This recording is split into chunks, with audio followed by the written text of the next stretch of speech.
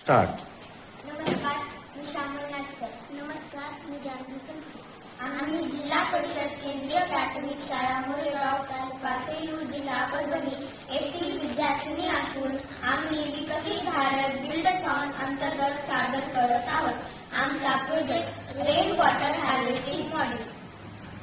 त्यासाठी आम्हाला आमच्या शाळेचे मुख्याध्यापक आदरणीय वैद्य सर व विज्ञान विषयाच्या शिक्षिका श्रीमती पाटील मॅडम यांनी मार्गदर्शन केले. तर सादर करत आहोत रेन वॉटर हार्वेस्टिंग कॅटेगरी आत्मनिर्भर Bharat. Rain water harvesting model. या मॉडेलचा परिचय.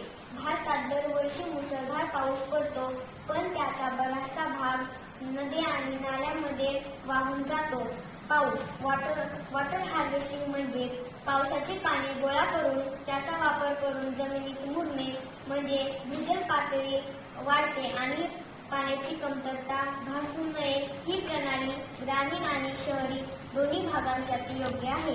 प्रोजेक्टची उद्दिष्टे: भूजल पातळीवर वाढ, घरे, शाळा आणि शेतात पाण्याची उपलब्धता राखणे, पाणी संकटे आणि दुष्काळाची समस्या कमी करणे.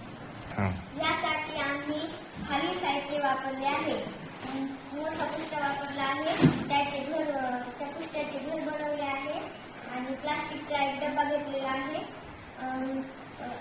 प्लास्टिकचे डबे घेतले आहेत आणि कार्डशीटद्वारे झाडाचे चित्र काढले आहे आणि मोठा पुष्टा खाली ठेवलेला आहे. पावसाच्या पाण्यासाठी बिसलरी वापरली आहे. आपण प्रयोगाला सुरुवात करूया. पावसाचे पाणी छतावर पडते. छताचे पाणी पाईपद्वारे फिल्टर टँक मध्ये येते.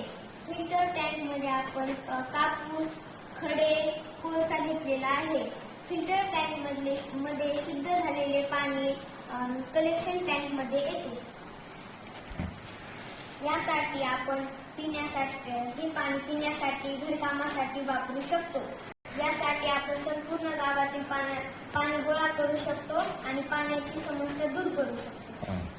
प्रोजेक्टचा परिणाम: भूभागातील पाण्याची पातळी वाढण्यासाठी त्याचा उपयोग होऊ शकतो. प्रोजेक्टचा निष्कर्ष: रेन वॉटर हार्वेस्टिंग हे एक सोपे आणि प्रभावी तंत्र आहे, ज्यामुळे पाणी टंचाई समस्या दूर होऊ शकते. प्रत्येक घर, शाळा आणि गावाने हे केले तर संपूर्ण देशाला जलसंधारण शक्य आहे.